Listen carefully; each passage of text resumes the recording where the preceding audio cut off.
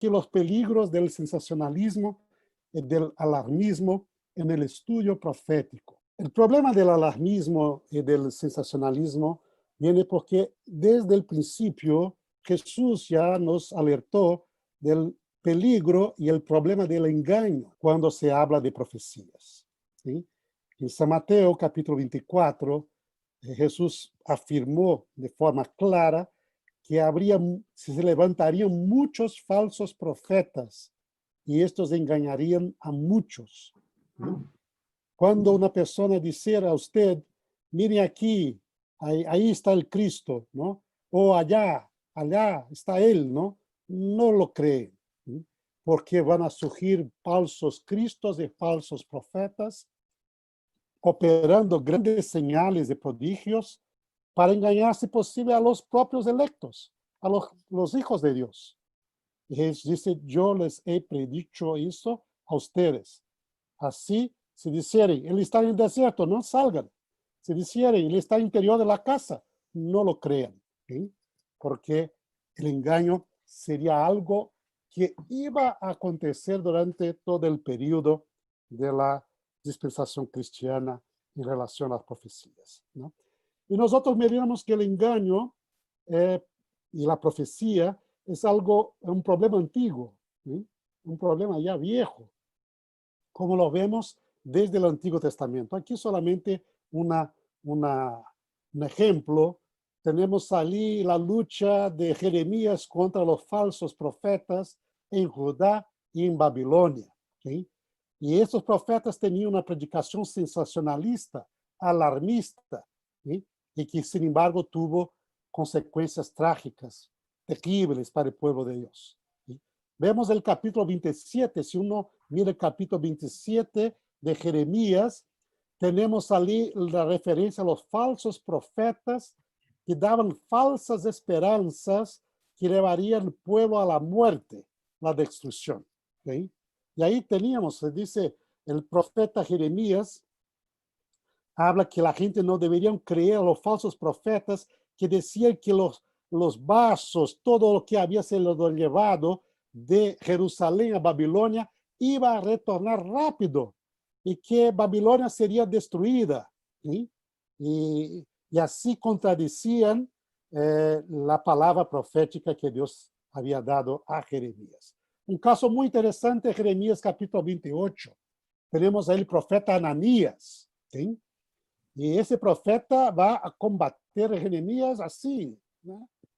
De pronto, abiertamente, ¿no? A mí me gustaría mismo leer un poco el texto ahí bíblico, y aquí voy a cambiar de presentación aquí, de lo que compartiremos. Vamos a Jeremías capítulo 28. ¿Sí? Creo que todos están viendo ahí a este texto, ¿no? Capítulo 28 de Jeremías. Vamos aquí, a ver.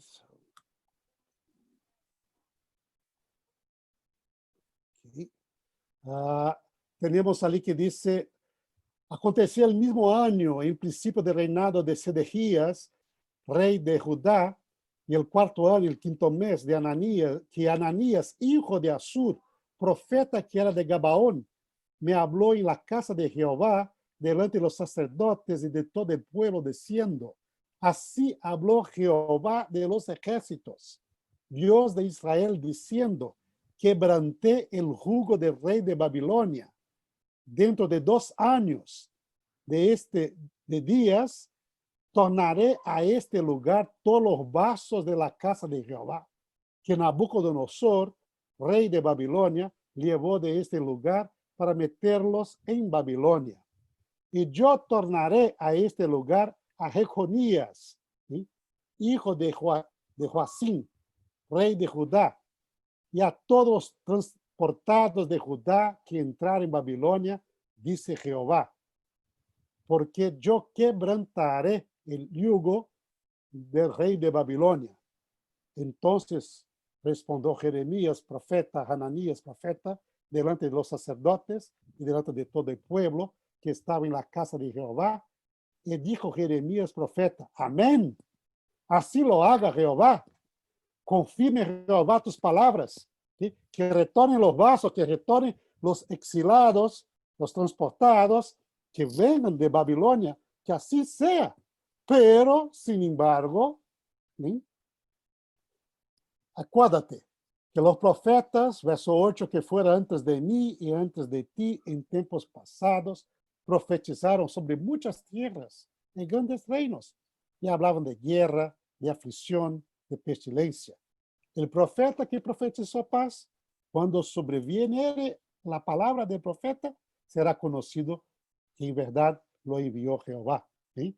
Entonces Ananías, profeta, quitó el yugo del cuello de Jeremías, profeta, y quebrólo. ¿Sí? Y habló Ananías en presencia de todo el pueblo, diciendo, así ha dicho Jehová, de esta manera quebraré el yugo de Nabucodonosor, rey de Babilonia, del cuello. Y fuese Jeremías su camino, diciendo, bueno, voy a hacer, ¿no? Pero vino la palabra de Dios y dice que Dios no había enviado a Ananías y que eso no iba a pasar y que si él quebró un yugo de madera, ahora Dios, Jeremías debería llevar un yugo de hierro porque sería inquebrantable la servidumbre que Nabucodonosor iba a poner sobre todas las naciones alrededor y sobre Judá y todo su pueblo, ¿no? ¿Y por qué Ananías predicó mentiras, engaño? Vino la palabra de Dios diciendo, tú morirás en este año porque hablaste rebelión contra Jehová. En aquel mismo año murió Ananías en el mes séptimo. ¿Sí? Y es interesante ver cómo esto, y después ahí había profetas en la propia Babilonia, capítulo 29. Jeremías envía una carta para los exilados y los transportados ahí a Babilonia, y dice que ia se quedar 70 años de exilio en Babilonia, pero los profetas de allá dijeron, nada, vamos a retornar, Babilonia será destruida y vamos a retornar de pronto para la tierra de Judá. ¿No? Así vemos este problema desde la antigüedad, ¿no? Que la palabra profética siempre enfrentó este peligro, este desafío de la predicación, de una predicación falsa, alarmista, sensacionalista, y que se presentaba como palabra de Dios muchas veces. Profetas que decían venir de la parte de Dios sin Dios haber enviado a esos profetas, ¿sí? Y que mentían y que predicaban sus propios sueños, su propia voluntad, o según el deseo del pueblo, ¿no? Y así estamos, vemos, este es un problema antiguo, no es nuevo, que existan predicaciones alarmistas, predicaciones sensacionalistas, ¿sí? Que contradicen la palabra de Dios como está según la revelación de Dios, ¿no?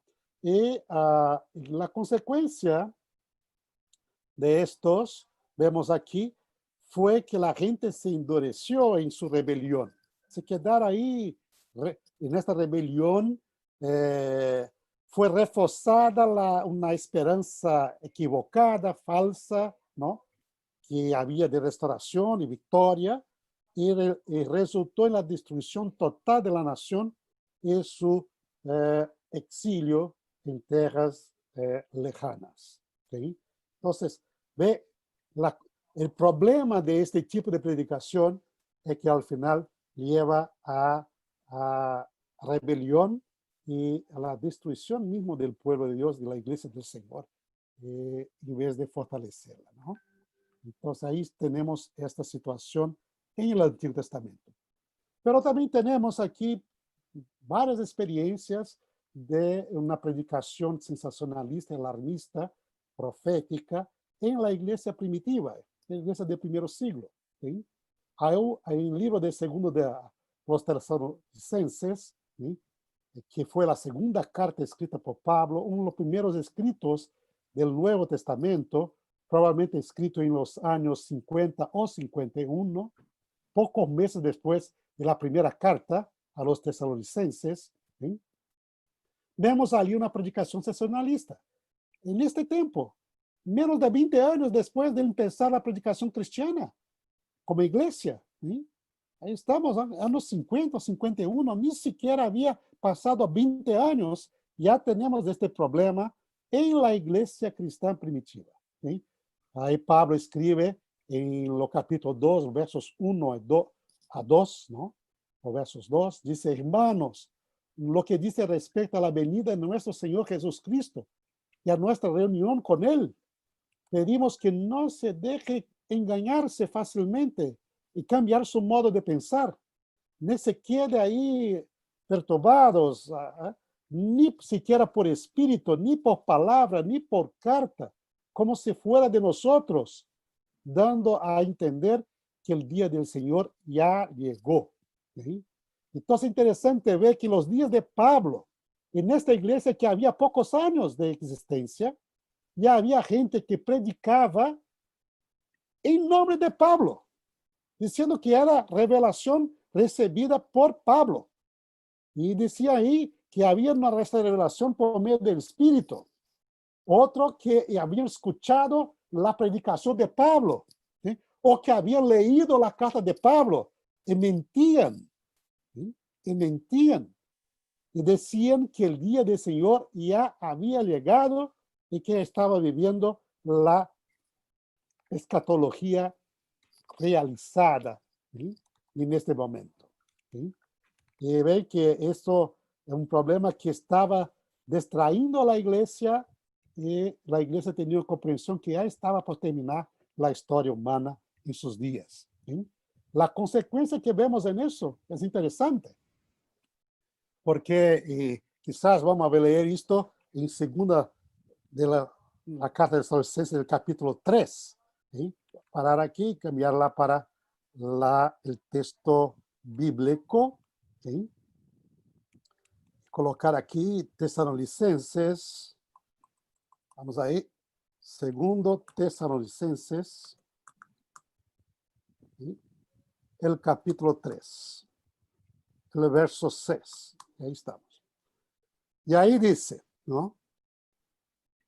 Que él denunciaba, hermanos, en nombre de nuestro Señor Jesucristo, que os apartéis de todo hermano que anduviere fuera de orden y que no conforme a la doctrina que recibieron de nosotros.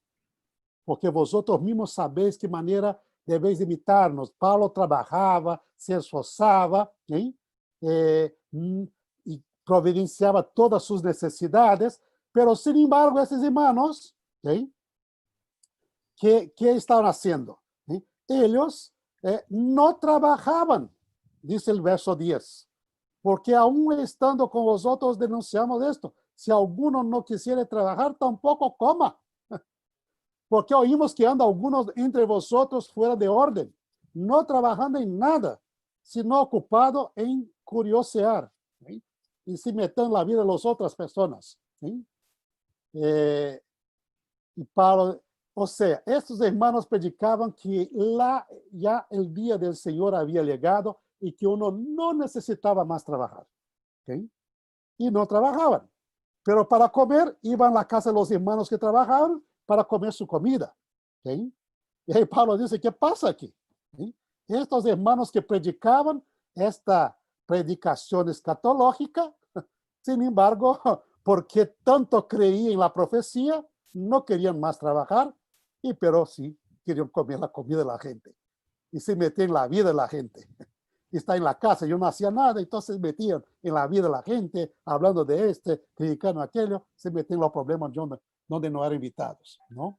Y ahí estaba un problema de este tipo de predicación, ¿no? Ya llevaban a este tipo de vida y Pablo decía, hermanos, que esta persona no coma, si quiere comer, que trabaje, ¿sí?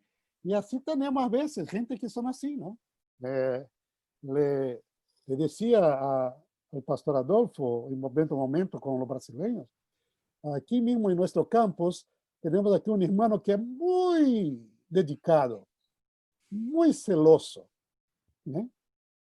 Con las profecías, y a él le gusta escribir panfletos y distribuir en la iglesia, anunciando que esta señal está pasando, que aquel está pasando, y la gente cuando no le permite distribuir sus panfletos se queda enojado, porque él es un hermano dedicado, y etcétera, ¿no? y te habla de la profecía, de la palabra de Dios, pero interesante, este hermano no trabaja, porque se dedica totalmente a la predicación de la profecía.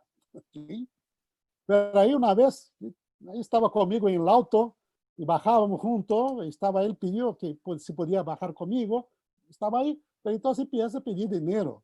Ah, pastor, sabe cómo es, yo necesito de esto y aquello. No trabaja, pero se queda pidiendo dinero a todos los hermanos que puede. Mm. Igualito, igualito que estaba en Tesalonicenses, ahí, ¿sí? En Tesalónica. ¿Sí? También ahí, pero viene a criticarme, pero sabe que hacen las chicas que están viviendo ahí, sabe que los muchachos que hacen, a este hermano que hacen, y viene en mi oficina a hablar de la vida de la gente, cómo están ahí, que no se dedican, que no son consagrados, porque él sí es consagrado, ¿no? Y ahí está un problema, ¿sí? Y vemos que esto se pasaba también en Tesalónica, ¿no? Con los hermanos que ahí estaban creyendo que el fin ya había llegado, el día del Señor. Y vemos el problema, sí, Pastor Reinaldo, el tiempo pasó, pero el fenómeno se repite entonces, ¿no? se repite, porque el problema es el mismo, ¿no? El problema es el mismo, la mentalidad, y ahí que está, porque he pensado en enfocar los ejemplos bíblicos para ver que los problemas son los mismos, no hay nada nuevo bajo el sol, ¿no? Estamos ahí con los mismos problemas, con hermanos y hermanas que Pablo y los otros apóstoles tuvieron de enfrentar en la iglesia cristiana primitiva, ¿sí? Y primero siglo. ¿Sí? Creo que los consejos que además vamos a ir a ver que ellos nos dan pueden ayudarnos a enfrentar los desafíos que tenemos nosotros hoy también. ¿Sí? Pero, entonces, ven, este problema que lo vemos aquí, estos hermanos, por tanto, las consecuencias que vemos es una vida sin orden, abandonar su trabajo y se metían en la vida de la gente de sus otros hermanos. ¿Sí? Entonces, el problema de esta predicación de este tipo, sensacionalista, alarmista, en la iglesia cristiana primitiva. ¿Sí?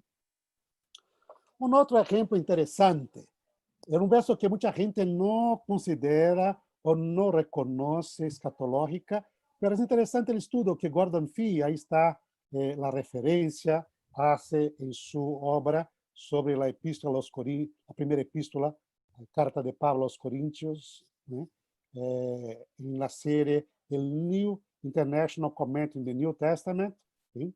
Estas páginas 172, 74, apuntando el lenguaje, el modo como habla de escatología. En este verso, que es el verso entonces de 1 Corintios 4, 8, ahí dice, ya están llenos, ya son ricos, ya están enriquecidos, están bien, llegaron a reinar sin nosotros. Sí, que así fuera, que que ustedes fueron reyes, para que también nosotros pudiéramos reinar con ustedes. ¿Okay? Y ahí está. O sea, ¿qué ha pasado aquí? Una predicación también escatológica, diciendo que la escatología ya había sido realizado y que ellos ya estaban reinando con Cristo en su plenitud. ¿Sí? Y ahí Pablo ahí les desafía en esta posición. ¿Sí? Pastor Reinaldo, permíteme una observación rápida a los pastores que nos acompañan. Ojo, pastores queridos, con las consecuencias que el pastor Reinaldo está mostrando. Son varias que él va a mostrar, porque eso tiene que ver con la pregunta que haremos sobre el tema de hoy. Ojo. Entonces, Gracias. ahí, atención amigos, ¿sí? Porque es interesante cuando uno estudia, y este problema aparece en el capítulo 4, pero aparece también en el capítulo 15, pero demás problemas creados por una predicación sensacionalista y alarmista en Corintios. ¿Sí? Cuando vemos aquí, ¿qué han pasado? Entonces tenemos ahí peleas entre los hermanos, falta de espiritualidad, soberbia, orgulho, a persona estava soberbo, aí espiritual, eu sou sábio, eu sei todo. E havia então aí menosprecio entre hermanos e hermanos. Vemos no capítulo 4, el capítulo 8 e 10. Aquilo que é hermano fuerte, eu todo sei, aquilo é hermano flaco, nada sabe. ¿Okay? había esto, había algo interesante, el problema de la sensualidad y la impureza, pecado, decía Pablo, que sería una vergüenza mencionarlo entre los paganos. ¿Sí? Está pasando en la iglesia. ¿Sí? Había ahí luchas, ¿sí?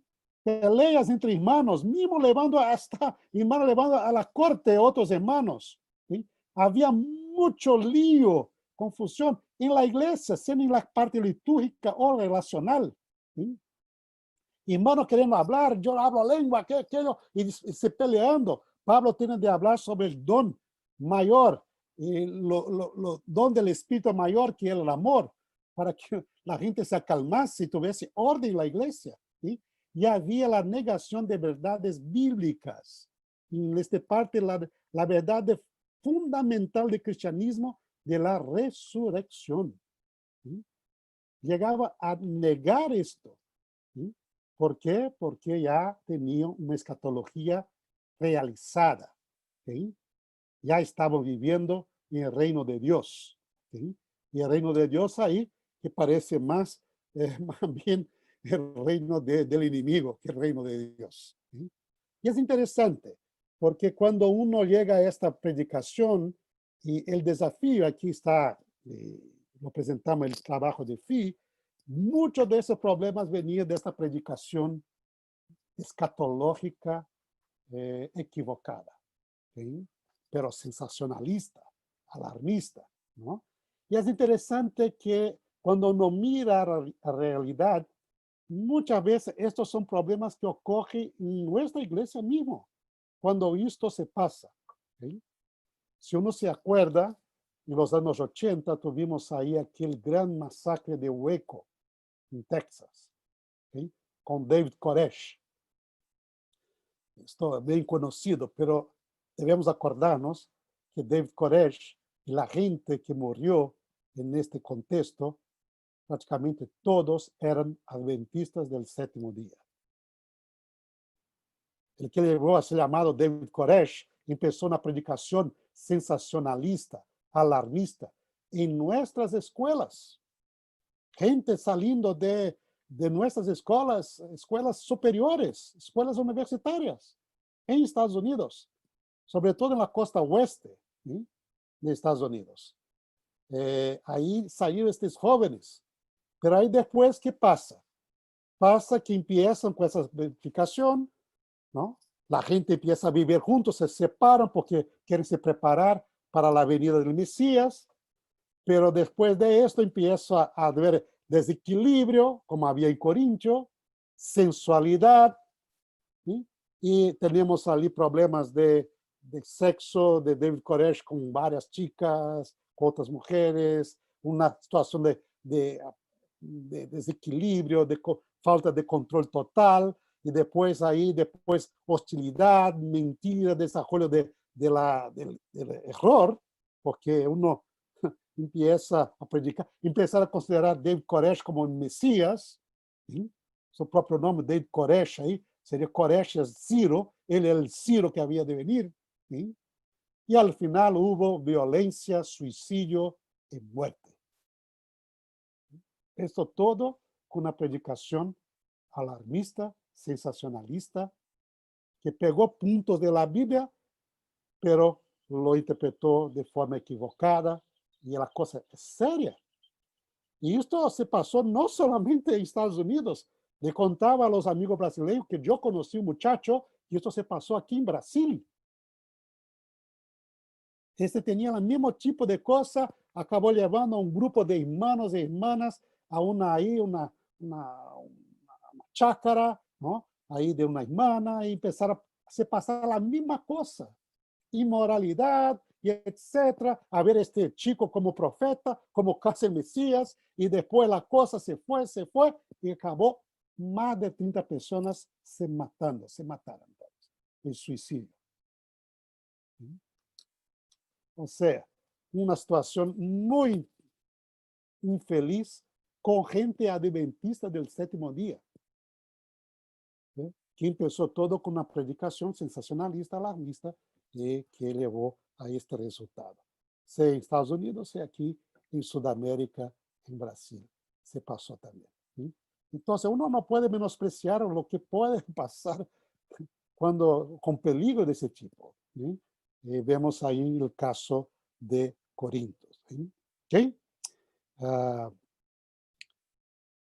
Ahí, si ustedes quieren hablar alguna cosa, doctor Adolfo, Pastor Daniel, por favor, pueden manifestarse mientras estamos aquí, porque me gustaría más tener más interacción ahí, un diálogo, y vamos a tener con nuestros colegas, ¿no? Pero no se queda algo así tan cerrado ahí como la parte. ¿Okay? Pero vamos a avanzar. Pastor Rinaldo, estaba Sí, pensando acá, si me permite, sí, sin por querer favor. interrumpirlo. Estaba pensando que a veces uno piensa que una predicación alarmista, sensacionalista, lo que puede ocurrir es que apenas enseña cosas equivocadas, pero no, es mucho más peligroso que apenas una información equivocada, ¿no? Sí, sí. Yo he visto esto una vez más, ¿no? Por supuesto que casos como de David Koresh o como de este chico brasileño en el Son nordeste extremos, ¿no? son extremos, pero puede llegar hasta ahí. ¿Okay? Porque vemos muchas veces apostasía, gran parte, problemas que aparecen, problemas serios entre la gente que se mete ahí, ¿no? Y después pierde la fe. Muchas veces, eso muy a menudo se pasa eso, ¿no? Se crea una emoción grande, un movimiento, se siente que son más santos y son mejores, se separan de la iglesia que es pecadora, ¿no? Que no está se preparando, pero después empieza a haber problemas y aquello, y con las cosas no se pasa, ¿no? Pierden la fe. ¿Sí? Yo, por ejemplo, tuvimos aquí en la parte sur de Brasil un otro movimiento fuerte, el movimiento llamado el Octavo Rey. Y yo pensaba que el Papa Juan II, ¿no? Papa Juan Pablo II, ¿sí? Era el anticristo de la profecía. Ya interpretaban con Daniel la profecía de Daniel 10 a 12, con también con la profecía de Apocalipsis de los 7 reyes, octavo rey, y ahí hacían todo un cálculo, ¿sí? Que se quedó, la cosa fue como una hervura, ¿no? Profética, la gente estudiaba, se encontraba, las casas, ¿no? El chico mismo que era líder de esto, me tomó casi toda una noche para presentar sus ideas, ¿sabes? Por qué, cómo hacía esto, y los cálculos, su lógica, ¿no? Me decía lá, cuando me planteó eso, dije, mira, pastor, aquí está Daniel 10. Mira, aquí en las vestes de Cristo, en Daniel 10, son las vestes de un sacerdote el día de la expiación. Son las vestes sencillas, las vestes de lino, ¿sí? Blanca. No está con la veste del sumo sacerdote que estaba ministrando durante el periodo de todo el año, con las piedras, con esto, con aquello. Entonces me decía, mira, está cierto, ¿no es esta la veste? Digo, sí, sí, por supuesto. Pues sí, pastor. Entonces quiere decir que toda la profecía de Daniel 10 a 12 se desarrolla después de 1844, porque Cristo ya está vestido como el sacerdote en el día de expiación. Y la moda de pensar de este chico, ¿no? Y había mucha gente que lo estaba creyendo. Y dice, entonces hizo todo un estudio de cómo los reyes del norte y del sur son potencias después de 1844. Y con la iglesia católica, con aquello, etcétera, etcétera, ¿no? Y los días, los tiempos proféticos de 1260 días, 1290, 1335 que están en Daniel 12, son días literales, no días proféticos. ¿Sí? No son años, son días. Porque de un evento en la historia reciente, ellos calculaban que dentro de 1335 días Jesús iba a retornar. Sería la segunda venida de Jesús. Me Mm. planteó esto. Y estaba ahí, con estudio, con eso, con aquello, ¿no? Y que todo estaba ahí conectado con Juan Pablo II, que él era el anticristo. ¿Qué pasó? ¿Qué pasó? Fue que Juan Pablo murió. Y a la cosa no se pasó. ¿Sí? Ellos llegaron al punto de esperar la resurrección de Juan Pablo. Lo predicaron, iba a resucitar. Y esto sería la herida mortal, ¿sí?, de Apocalipsis, ¿sí? Pero él no resucitó. ¿Qué pasó ahí? Todo este grupo que estaba ahí preparado para la vida de Jesús, cuando se encontraron ahí decepcionados, pasaron a reunirse para saber lo que, para cuestionar la personalidad del Espíritu Santo. Esto fue el tópico que pasaron a historiar. Y ya no creían más en el Espíritu Santo. Y vinieron después cuando se olvidaron de aquello, no hablaba más, pero ahora cuestionaba la existencia del Espíritu Santo con una persona, ¿sí? Y ahí empezó, y cuestionaba el Nuevo Testamento, este texto aquí, aquello texto allá, y después de ahí, ¿qué fue? ¿Sí? Entonces, a veces no llegan como a la muerte o casos extremos, pero se ve que la cosa es muy, cuando uno no está firme en la palabra de Dios, la cosa no sabe uno a dónde uno puede llegar, ¿no? Porque el enemigo está por detrás. Pero, No, Pastor estas son Reinaldo, experiencias que yo vivencié, ¿ah? De este chico que se mató con 30 más personas más, esto de esta otra ciudad en Brasil, yo presencié esto, porque trabajé con esta gente. Claro, unos se recuperaron, otros se fueron, ¿no? Pastor Sí, Reinaldo, interesante ese ejemplo en el caso que usted cuenta de este joven que estudiaba la Biblia y dando una interpretación a Daniel 10 a 12. Él, en este caso, él ya fue con un espíritu medio sensacionalista y encontró su afirmación supuesta en el texto. Él no fue con el espíritu de someterse al texto, ¿no? sí, sí. Y mismo es interesante porque en la experiencia, cuando él me planteó sus ideas, yo le contesté, dijo, pero muchacho, mira, yo veo un problema aquí en la base de tus ideas. Dice, ¿cuál es el problema? Es que la figura de Jesús en Daniel 10, que aparece aquí vestido de este modo, es la misma que Jesús en Apocalipsis 1, cuando Jesús aparece para Juan. Es la misma. Está vestido de blanco, con cinturón de oro, es la misma cosa. Por su, por cómo entiendes, quiere decir que todo Apocalipsis, del capítulo 1 hasta el último capítulo, todo es después de 1844. Aí ele se quedó así, dijo, oh, jamás había pensado eso. O sea, es muy difícil conseguir interpretar Apocalipse, las 7 iglesias, los sellos y todo más, ¿no? Con el periodo de 1844, hasta ahora. O sea, la iglesia católica ya no existe más, lo que fuera. La cosa ahí va, ¿no? Difícil. La bestia del mar, la bestia de la tierra, todo no tenía más base. Entonces él dice, oh, pastor, usted realmente, yo estoy ahora en duda. Y me escribía todo el tiempo. Y me decía, pastor, yo estoy orando para saber si usted está cierto o yo soy. Mi posición era cierta. Y un momento después, unas varias semanas ahí, dice que encontró una profetisa, una profeta, una hermana ahí en el lugar donde vivía. Y dice, es una profeta verdadera, esta hermana. Por todos los señales bíblicos es verdadera. Yo le planteé el problema, le pregunté, ¿qué posición es la correcta? ¿La mía o la observación del pastor Siqueira? Y dice que la hermana oró y Dios reveló a ella como profeta de Dios que el muchacho estaba cierto y yo estaba equivocado. Así que él me contestó, pastor, usted está equivocado, yo estoy cierto. Digo, bueno, hermano, si Dios le contestó, ¿qué puedo hacer, no? Pero después estaba ahí, él, su madre, después de la decepción, él, su madre, todo el mundo, ahí ahora contestando el Espíritu Santo y la enseñanza adventista y bíblica acerca del Espíritu Santo. Y después de esto se llega a Jesús, después de esto a la Biblia, después de eso no sabe dónde va a llegar. ¿Sí? Es otro camino, cuando la gente pierde la fe y se aleja de la iglesia del Señor. ¿Sí? ¿Sí?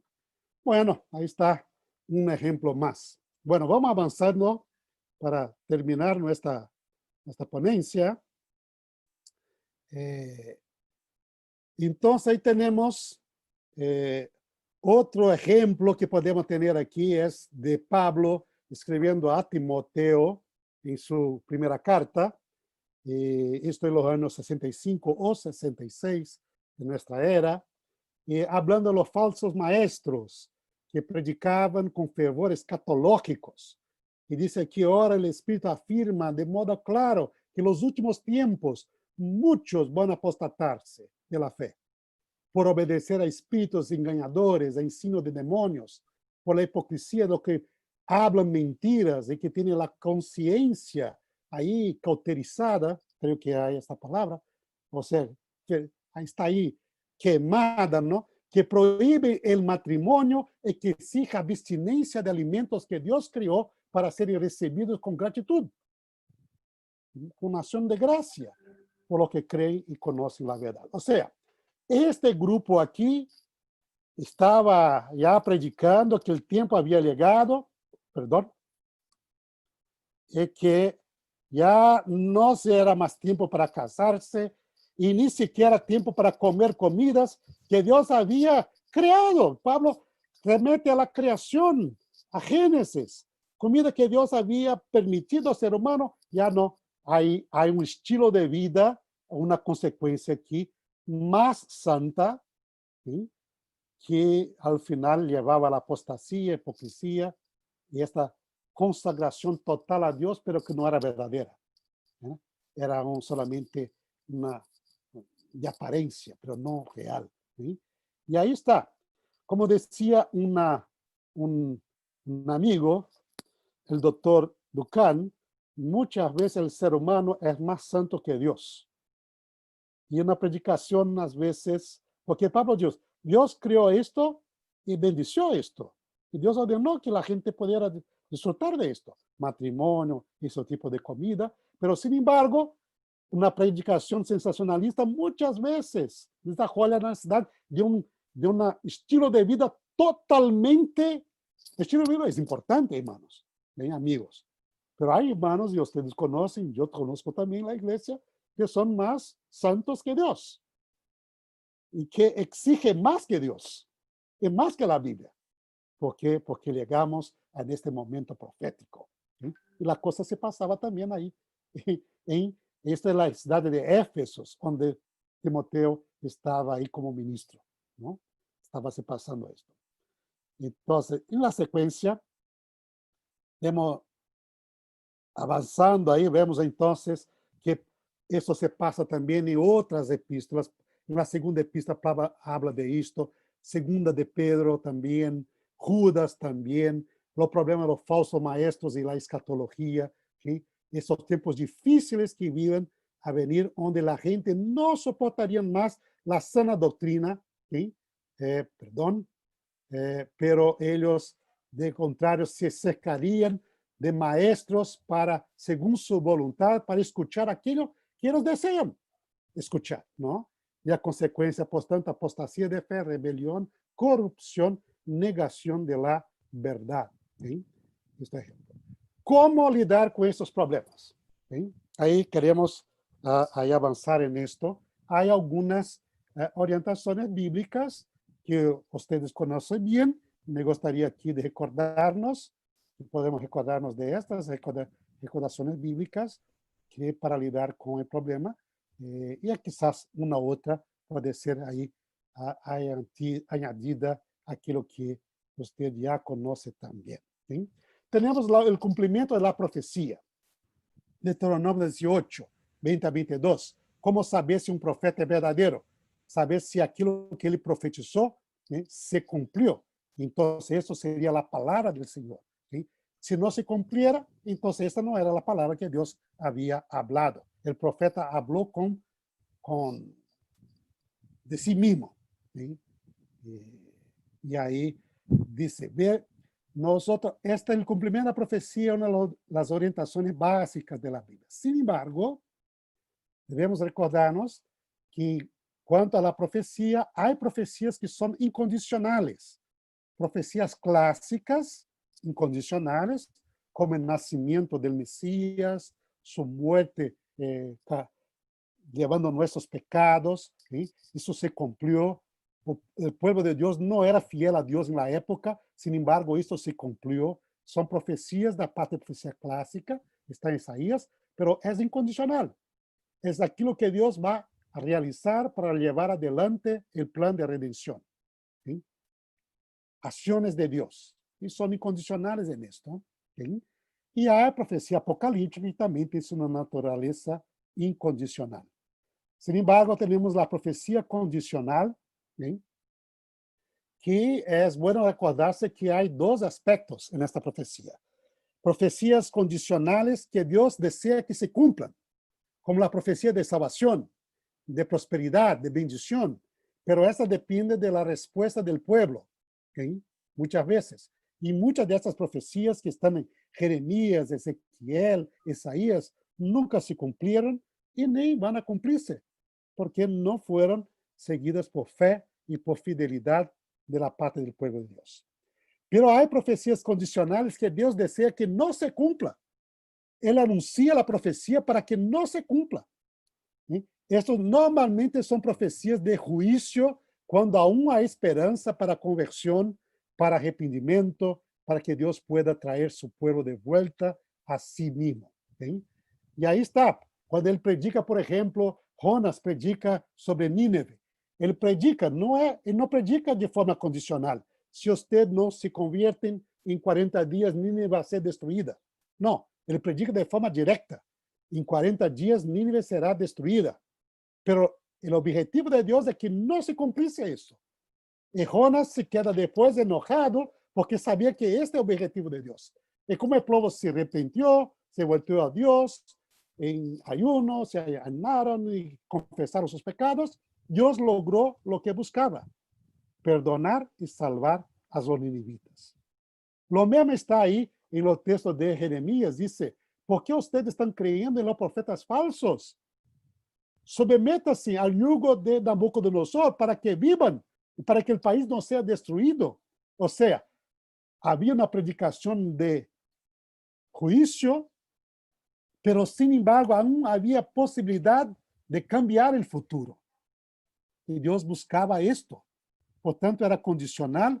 ¿Sí? Y Dios habla de esto en Jeremías 18 y Ezequiel 18, cuando ele habla de una nación que va a destruirse, una nación se llega a arrepentirse, Dios no se acordaría de sus palabras, pero él no destruiría. Entonces, existen esos dos tipos de condicionalidades ahí.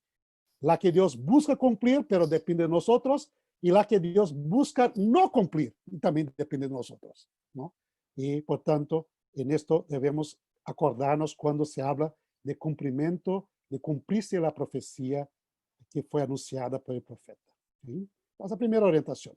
Una segunda orientación, fidelidad a Dios y sus mandamientos. En Deuteronomio 13, 1 a 5, habla de un profeta o alguien que sueña y que anuncia un señal, un prodigio, y esto se pasa, se cumple. Por el criterio de profecía cumplida, sería un verdadero profeta, pero él no es un verdadero profeta. Anuncia, se cumple su profecía, pero él dice, vamos a seguir a adorar a otros dioses. Este profeta no viene de Dios. Dice, esto es una prueba para el pueblo de Dios, para saber si él ama al Señor de todo corazón, de toda su alma. ¿Sí? Si ellos siguen al Señor, si tiene temor de él, si guardan sus mandamientos, si escuchan su voz, si lo sirven y son fieles a él. ¿Sí? Dice, el profeta será muerto, pues él pregó, predicó rebeldía contra Dios, rebelión contra el Señor. ¿Sí? Entonces, tenemos aquí el profeta que profetiza y se cumple, pero predica rebelión contra Dios. Es el paradigma del falso profeta. Ven que, por ejemplo, la bestia que sale del mar, en Apocalipsis 13, que le llamada después de falso profeta, ¿no? Tiene estas características. Ella realiza señales y prodigios delante de la bestia, la bestia de la tierra, sale de la tierra. ¿Sí? Aquí, déjame mismo corregir esto, porque aquí hay un equívoco. ¿Sí? Esta de la tierra.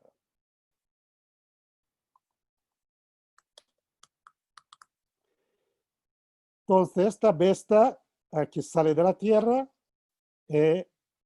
realiza todo esto, se cumple lo que habla, hace señales y prodigios, ¿no? Y entonces, pero predica rebelión contra Dios. Este paradigma del falso profeta. Entonces, solo cumplir la profecía no es suficiente. Es la orientación de fidelidad a Dios y a sus mandamientos, ¿sí? A su palabra, ¿sí? Esto es más importante que cumplir la palabra que fue pregonada, que fue predicada, ¿sí? Entonces ahí esta verdad amásale, ¿sí? Tercera orientación, fidelidad a toda la revelación divina, a la palabra de Dios. Cuando dijera usted consulte los medios divinos, el mismo contexto que aparece en Deuteronomio 18, que habla del profeta. Dice, ¿van a consultar a su Dios? No va a consultar a su Dios. A la ley y al testimonio. Si no hablan segundo esta palabra, jamás verán la luz del amanecer. ¿Sí? Entonces, la palabra de Dios es el teste por excelencia. Y esto está en paralelo con Jesús y sus tentaciones. Está escrito. ¿No? Así dice el Señor. Está escrito. La fidelidad a la palabra de Dios es. Y es interesante porque en el contexto profético nosotros vamos a tener esta situación. De un lado, un falso profeta que lleva al mundo a adorar la bestia del mar, haciendo señales y prodigios, bajando el mismo fuego del cielo, que ni como Elías lo hizo. ¿Sí? Pero de otro lado, un pueblo de Dios que es fiel a la palabra de Dios. Apocalipsis, cuando describe el pueblo de Dios en Apocalipsis 12 y 14, dice, tiene el testimonio de Jesús, la fe, guarda los mandamientos de Dios y el testimonio de Jesús. Tiene la palabra evangelio eterna a predicar a todo el mundo. No van a hacer milagros ni señales, pero tendrán la palabra de Dios y toda la palabra. Este es el embate entre el falso profeta y los mensajeros verdaderos de Dios, que son los tres ángeles. Pues bueno, decir, tienen la palabra. ¿Sí? Y así son semejantes a Jesús delante de Satanás. ¿Sí? En el contexto. ¿Sí? Bueno, avanzando y, por tanto, terminando en nuestra presentación, ahí vamos. Pablo da orientación de que debemos predicar toda la revelación profética, no solamente una parte de él, de que hablando a los hermanos de Tesalónica, que estaba ahí pensando que el tiempo del Señor, el día del Señor había llegado, dice, hermanos, de modo ninguno, no se engañen, no se equivoquen, porque no acontecerá esto antes que venga la apostasía, sea revelado el hombre de iniquidad, el hijo de la perdición. O sea, y Pablo empieza a desarrollar todas las características proféticas de la apostasía que debía venir antes de la venida del Señor. Entonces, una otra orientación ahora del Nuevo Testamento, cuando uno está tratando de profecía bíblica, tiene que predicar toda la profecía, todos los aspectos proféticos, para que uno no haya engaño, que uno esté firmado en la verdad. ¿Okay? Seguindo adelante, otra orientación, fidelidad a toda la revelación bíblica. Es la misma que Isaías 8, el gran teste. Seguir la Biblia, ¿sí? Y toda la Biblia. Y no aceptar cualquier enseñanza que no esté de acuerdo con todas las escrituras. Y ahí nos vemos esto en 2 Tesalonicenses 11 a 15. Pablo habla, ¿sí? de la santificación de la fe en la verdad, ¿sí? Estén firmes las tradiciones que fueron enseñadas por palabra o por epístola, por carta nuestra. ¿Sí? Él va a hablar ahí en la secuencia a Timoteo, ¿sí? Como buen ministro, sigue la palabra de fe y de la buena doctrina. ¿Sí? Permanece en aquello que usted que has aprendido en 2 Timoteo, que es todas las escrituras, que la escritura inspirada por Dios y útil para la predicación, para la reprensión, para el ministerio. Entonces, enseñar y predicar todas las escrituras es la segunda orientación. ¿Sí? Ahí, diga, delante de esto, acuérdense que este es el contexto de esta predicación escatológica. está lo que dice en 2 Timoteo 4, 1 a 2. Delante de Dios de Cristo, que ha de juzgar vivos y muertos, que para manifestación de su reino, peço que predique la palabra, sea oportuno o no, todo el tiempo, exhorta con paciencia, doctrina, enseña la doctrina. ¿Sí? Y así va, vemos en estos pasajes esta cuestión, ¿no? De fidelidad a toda la palabra de Dios para lidar con el problema de predicaciones que son de este tipo, alarmistas, sensacionalistas, ¿no?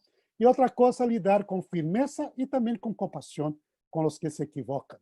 Firmeza, él dice lá al hermano que no trabajaban, no trabaja, no coma, ¿sí? Se alejen de él para que venga a avergonzarse, ¿sí? Pero dice ahí en 2 a los Tesalonicenses 3, 6 a 14. Sin embargo, dice en el verso siguiente, 3:15, sin embargo, no lo traten como enemigo, pero sí exhorten como un hermano, muéstrenlo como un hermano, ¿no?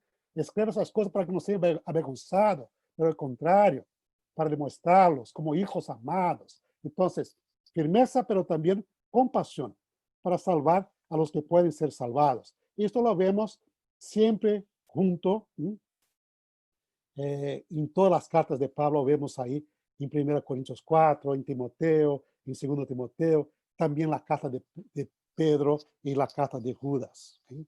Misma cosa, firmeza y compasión. ¿Sí?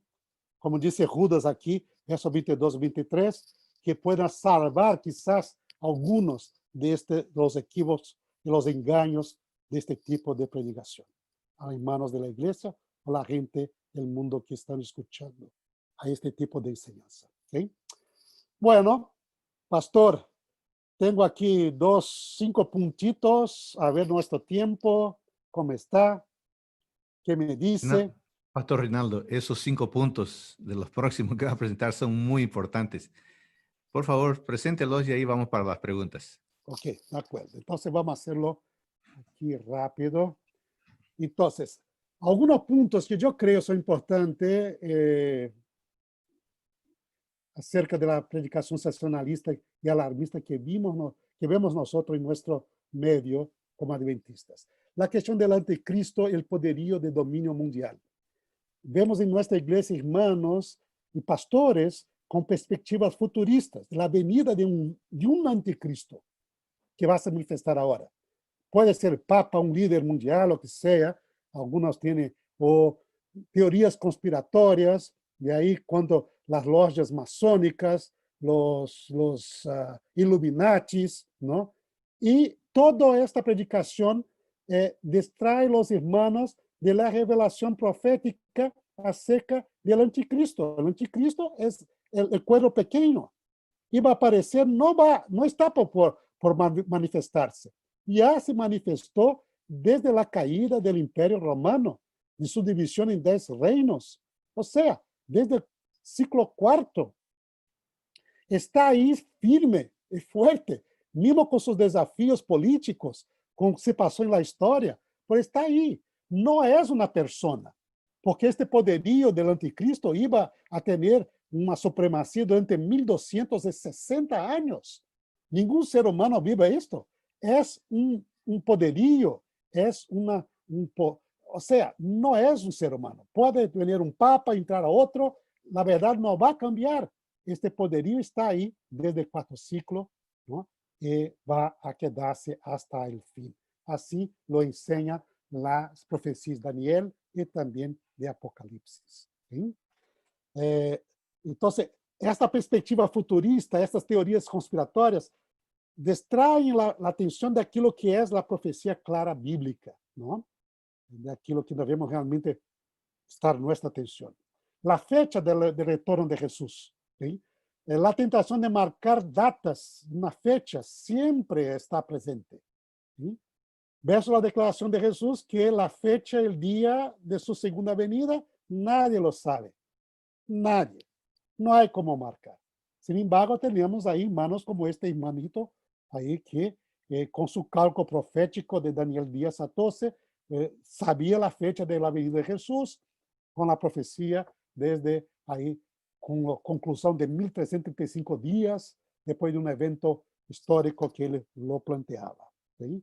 Há um ano atrás, um pastor amigo já se jubilou, pero aí se cambiou sua cabeça e ligava para mim dizendo: Reinaldo, eu sei a fecha da Avenida Jesus, e predicava que venia em 2015. E ele me llamava todo o tempo dizendo: Reinaldo, se tu não predicas isto, não és fiel a Deus, a igreja não vai se preparar, Jesus vai venir. E, por supuesto, já se passaram 5 anos e nada. ¿Sí? Pero uma tentação sempre terrível que vemos de uma pessoa, porque isto cria uma sensação alarmista muito grande. A gente se sente, pero sabemos as consequências de isto, não? O sinal que marca o fim, não? Aí temos grandes eventos históricos de grande impacto e cada um irmão lo apresenta como sendo a señal que marca o fim. ¿Ya? Sin embargo, Dios nos ha orientado que la señal designada por Dios que va a servir de referencia para su pueblo es la publicación de la ley dominical en los Estados Unidos. Esta es la señal. Hermano White dice que esto sirve como señal como las tropas romanas alrededor de Jerusalén para la iglesia cristiana del primer siglo. Dice, esta es la señal dada por Dios. Y en esta señal que debemos nosotros dar atención. Ahora, ley dominical para el catolicismo. Otro día me enviaron ahí con ley dominical para el catolicismo. El catolicismo ya tiene ley dominical como su regla desde el cuarto siglo, desde Constantino. No hay novedad ninguna. Por supuesto, desde que se estabelece de nuevo una autoridad católica en el país, van a establecer leyes dominicales. Esto es sin dudas. Pero esto no es la señal. Ni siquiera ley dominical en Europa, ni siquiera en Sudamérica o cualquier parte del mundo. Ni siquiera en Israel. Y una vez ahí, gente hablando, la ley dominical en Israel es la señal del mundo. No, la señal que Dios habló es la ley dominical que fue establecida por el Congreso y por la Suprema Corte Americana en Estados Unidos como una ley nacional y a partir de ahí irá se expandir para todo el mundo. Esta es la señal. ¿Sí? Y una otra, milagres versus verdades bíblicas. El impacto del sobrenatural y de lo milagroso, verso como evidencia de verdad, verso el así dice Jehová, o está escrito. ¿Sí? Y eso es un impacto grande y sabemos que eso será una tensión final, porque tendrá el poderío de Satanás con sus bestias, trabajando milagros, ¿sí? Como evidencia de su verdad bíblica, de su comprensión e interpretación de la Biblia, versus el así dice el Señor por toda la Biblia, que será la parte del pueblo de Dios. ¿Sí? Y esto se pasa ahora, muchos hermanos son engañados por esto, y eso se quedará mucho más fuerte a la medida que se acerca el fin, ¿no? Y así debemos estar preparados. Y el modo de retorno de Jesús. O sea, hay ahí alternativas, retornos alternativos o venidas alternativas de Jesús versus la segunda venida universal y final. ¿Sí? Y esto va a quedar cada vez más fuerte y más impactante mismo en la iglesia, porque sabemos que Satanás va también a imitar la venida de Jesús. ¿Sí? Y las personas, y va a utilizar la Biblia sin dudas, para poder justificar su venida. ¿Sí? Yo creo que mucho de la teología bíblica que él va a utilizar ya está presente en las iglesias evangélicas con su modo de interpretar la Biblia. ¿Okay? Pero ahí tenemos la segunda venida que es universal y final. Nada va a necesitar anunciar la venida de Jesús, ni el noticiero, la televisión, internet, nada. Vamos a ver Jesús regresando y será una vez por todas. Después de esto, fin, ¿sí? Nada más. ¿Sí? Entonces, estos son puntos importantes que yo creo puede ayudarnos en la iglesia a mantenernos el equilibrio, claro, ¿sí?